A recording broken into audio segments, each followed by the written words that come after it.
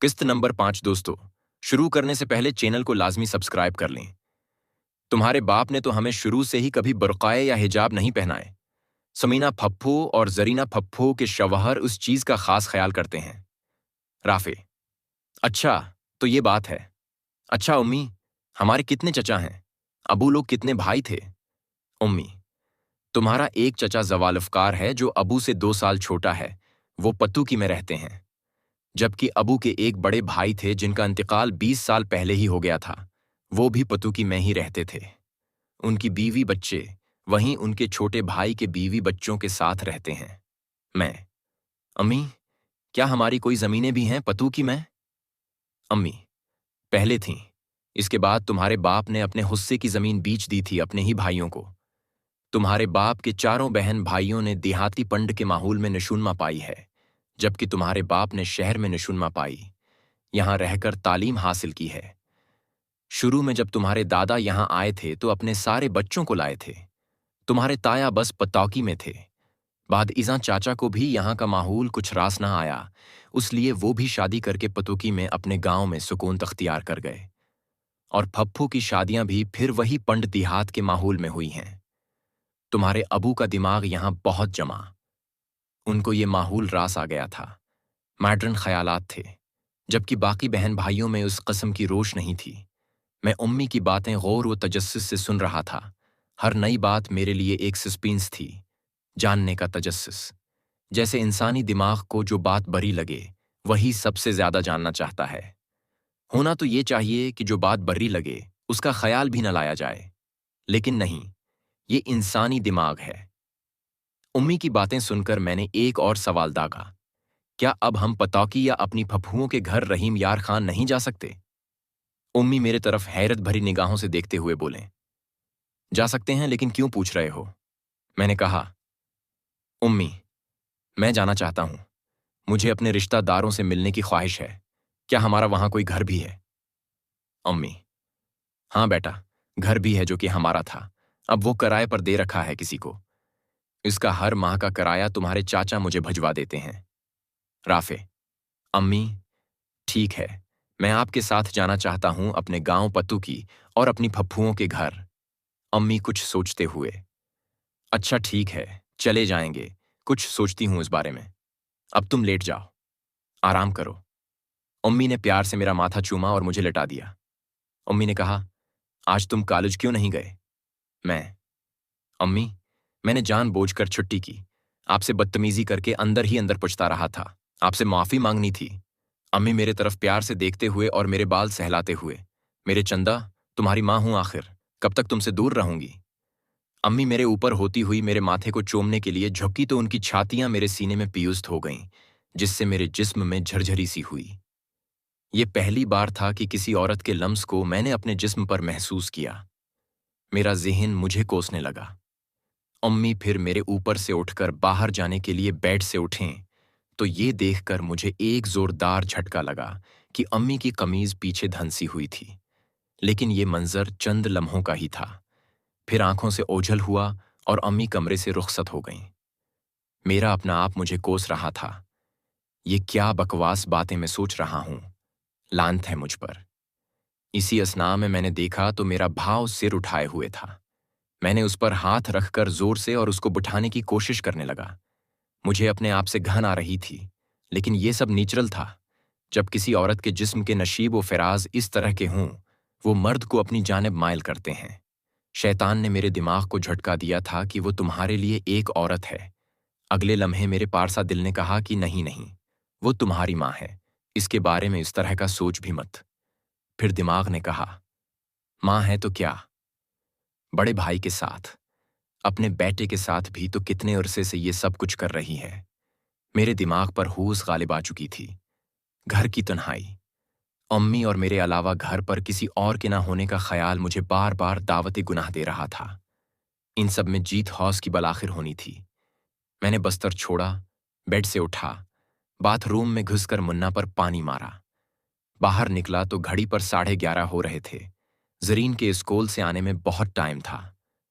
मैंने कमरे से बाहर निकलकर कमरे की किचन की तरफ कदम बढ़ाए जहां अम्मी खड़ी फिर से बर्तन धो रही थीं। अम्मी को मेरी मौजूदगी का एहसास हुआ तो उन्होंने गर्दन घुमाकर मुस्कुराकर मुझे देखा और कहा, क्या हुआ राफे, कुछ चाहिए क्या? फिर आगे को मड़ गए। अम्मी की कमीज अब तक फंसी हुई थी। मैं ऊपर से नीचे तक अम्मी के जिस्म का मायना करने लगा। ऊपर कुंधों की दोनों जानिब दोपटे का पलो, टाइट कमीज में फंसी हुई उनकी कमर, जिसमें से झांकती हुई ब्रीजर की स्ट्रप साफ दिखाई दे रही थी। सिर पर बालों का बना हुआ गोल जोड़ा, कमीज के निचले दामन से थोड़ा ऊपर नाड़े वाला हिस्सा और उसके ऐन नीचे, जिसमें फंसी हुई दोनों गोल उठानों को जद्दा करती बीच की लकीर मुझे बार बार अपनी तरफ बुला रही थी। मेरा सामान सिर उठा चुका था। मैं अब तलक किचन के दरवाजे पर खड़ा था कि उम्मी ने फिर नजरें घुमाकर मुझे देखा। इस बार उन्होंने उस नशीली आंखों से मुझे देखा कि मैं हैरान हो गया। उनका नचला होंठ उनके दानत में फंसा हुआ था। इस अदा से देखकर उम्मी फिर से आगे को मड़ गईं और मैंने देर न करते हुए 3-4 कदम आगे बढ़ाकर अम्मी को किसके जिपी डाल ली। अब एक गुनाह की बाकायदा शुरुआत हो चुकी थी। मैंने उनके वजूद के साथ खुद को जोड़ते हुए हरकत, जैसा कि मैंने फिल्मों में देख रखा था, घूम कर मुझे गले लगा लिया। मुझे उम्मी का ये अंदाज बहुत हैरान कर गया। हम दुनिया वो माफिया से बेखबर इस गंदे रिश्ते की शुरुआत में मगन थे कि अचानक दरवाजे पर दस्तक हुई और इस दस्तक ने हम दोनों को एक दूसरे से अलहदा होने पर मजबूर कर दिया। अम्मी और मेरे सांसें थोड़ी फूली हुई थीं। अम्मी मुझसे अलग होकर बाहर गेट खोलने चली गईं, तो मैंने किचन से बाहर निकलकर देखा तो दूध वाला आया था दूध देने। अम्मी ने दूध लेकर किचन में आकर जल्दी से रखा और मुझे शहवत भरी नजरों से देखने लगीं। अम्मी को इस गर्मी में भी पसीना आ चुका था। मैं सोचने लगा, अम्मी सच में इतनी हैं, इस उम्र में भी। अम्मी ने मेरा हाथ पकड़ा और जरीन के कमरे की तरफ चल पड़ी और मैं भी अम्मी के पीछे पीछे चल दिया। कमरे में घिसते ही अम्मी ने दरवाजा बंद कर दिया और पलटकर मेरे जज्बात में बहककर अम्मी भी जो कर रही थीं, मैं उनका साथ देने लगा। मुझे पीछे धकेलने की कोशिश करने लगी, लेकिन मेरे दिमाग में पल रहे इतने दिनों के गुस्से का भी इलाज करना था और वो गुस्सा मैं अम्मी को सजा देकर निकालना चाहता था। अब इस शहवत भरे खेल के बाद मुझ पर गुनाह वो खौफ के असरात फिर से मंडलाने लगे और मैं गहरी सोच में डूब गया। अम्मी ने मुझे कुंधे से हिलाया और कहा, क्या हो गया राफे? मैं मना नीचे करके बोला, आखिर मुझसे भी ये गलत काम हो गया। हमारा खानदान फिर ठीक ही तो गंदा खानदान है ना अम्मी? अम्मी ने आगे बढ़कर मुझे सीने से लगाया और कहा, ऐसा नहीं सोचते बेटा, हमेशा मुसब्बत सोचो। जिंदगी मुसब्बत रहेगी, मनफी सोचोगे, मामलात को मुख्तलिफ नजरें नहीं देखोगे तो एक ही सोच के सहारे जीते रहोगे। ये कहकर अम्मी ने मुझे खुद से अलहदा किया और कपड़े उठाकर हाथ रोम चली गईं। मैंने भी होलिया दरस्त किया। मुझे थोड़ी थिकन महसूस हो रही थी। घड़ी पर टाइम देखा तो 12:15 हो रहे थे।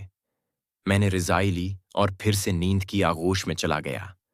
गुनाह की लज्जत इंसान को हर दूसरी लज्जत से बीजार कर देती है। सोचने समझने की सलाहियत कुछ देर के लिए मौकूफ हो जाती है। दिमाग पर कफ्ल सा लग जाता है।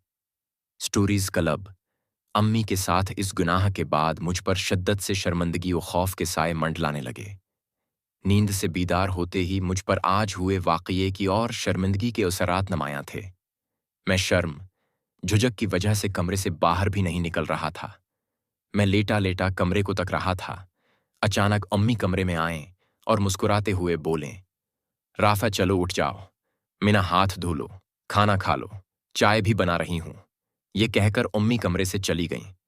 मैं अम्मी के इस रवैये पर सख्त हैरान भी था, लेकिन अंदर ही अंदर इस रवैये से थोड़ा हौसला भी मिल रहा था, जैसे आज हमारे बीच कुछ हुआ ही ना हो। इस वक्त तो होश और शहवत की आग में भड़क कर मैं ये काम कर बैठा, लेकिन अब शर्मिंदगी। दूसरी जानिब अम्मी को कोई शर्मिंदगी ही नहीं। ये मेरे लिए कुदरे हैरान था, जो कि मुझे बहुत बाद। दोस्तों, मज़ीद देखें किस्त नंबर 6 में, और उसके लिए हमारे चैनल को लाजमी सब्सक्राइब कर लें और साथ बेल आइकन को भी दबा दें। दोस्तों, किसी भी किस्म की कहानियाँ, ये फिर ये कहानी कटिंग के बगैर घर की या बाहर की मुकम्मल कहानियाँ खरीदने के लिए उस नंबर पर व्हाट्सएप पर राब्ता करें। हमारे पास लातेदाद हर तरह की कहानियाँ, नॉवेल्स मौजूद हैं। آپ کو بہت سی سٹوریز بہت اچھے ریٹ میں مل جائیں گی۔